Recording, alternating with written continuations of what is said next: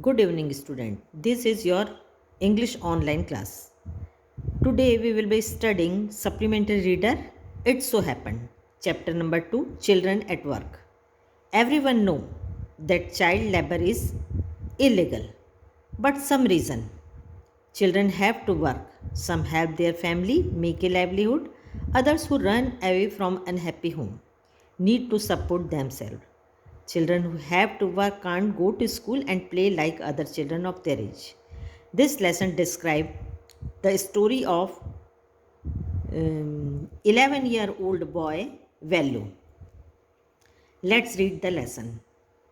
When the Kanyakumari Express pulled in at Chennai Central, it took Velu some time to get off.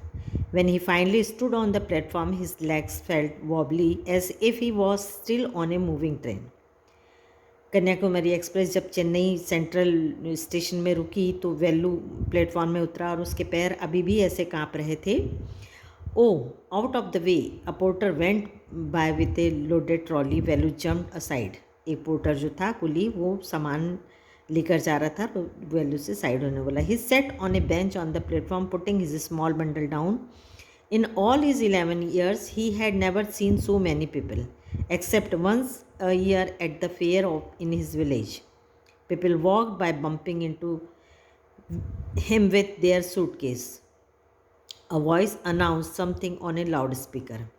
वो platform में बैठ गया. उसके पास एक छोटा सा बंडल था. 11 साल पहले उसने कभी इतने सारे लोगों को नहीं देखा सिवाय अपने गांव के एक मेले में. लोग सूटकेस लेकर उसे धक्का देते हुए जा रहे थे. तभी उसे लाउड स्पीकर में एक आवाज़ अनाउंस होती हुई सुनाई दी. Near him a group of people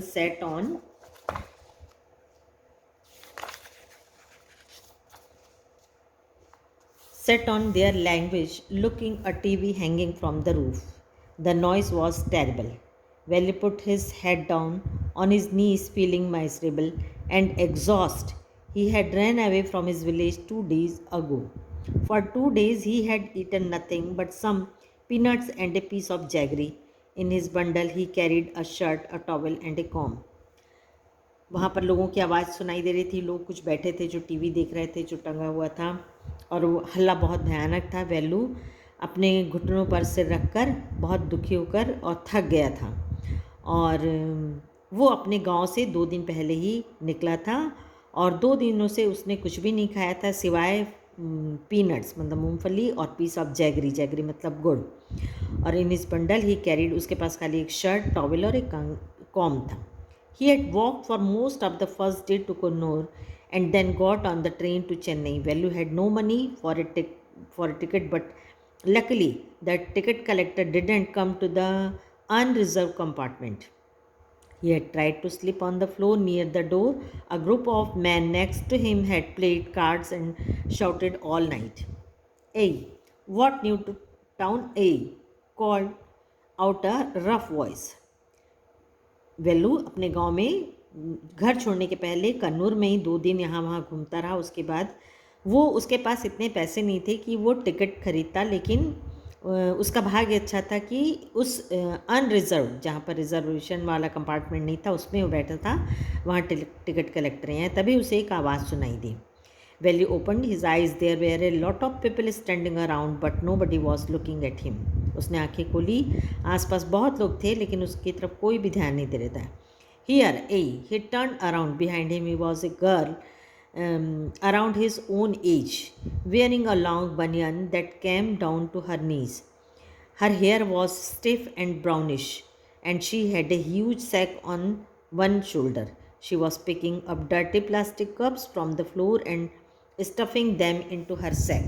Why is calling me? Thought Velu, and why is a girl wearing a banyan? तभी वो देखता है उसके पीछे एक लड़की खड़ी रहती है उसी की उम्र की जो उसके नीज मतलब घुटनों तक लंबी बनियान पहनी रहती है. उसके हेयर ब्राउन और कड़े रहते हैं और उसके कंधे पर एक बोरा लटका रहता है जिसमें वो गंदे प्लास्टिक के खाली जो कचरे वाले कप पड़े रहते हैं उन्हें इकट्ठा करती है. और वेलू का आश्चर्य रहता है कि ये क्यों मुझे आवाज़ दे रही है और इसने ऐसा कपड़ा क्यों पहना है.